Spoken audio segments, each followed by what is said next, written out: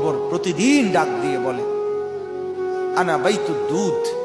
প্রত্যেকের কবর প্রত্যেককে ডেকে বলে, ও আল্লাহর বান্দা, জানো আমি পোকামাকড়ের ঘর, পোকামাকড়ের ঘর। তুমি তো সেই বান্দা যে একটা মশা কানের পাশ দিয়ে উড়ে গেলে তোমার ঘুম বন্ধ হয়ে যায়, চোখ মিলে যায়। একটা মশার গুনগুন আওয়াজ সহ্য করতে পারো না।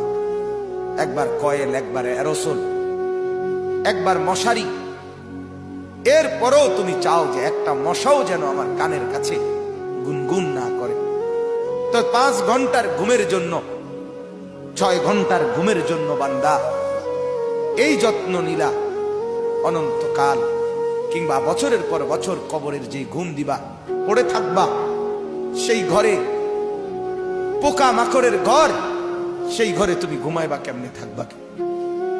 আমার বাপ, আমি থাকবো কিভাবে?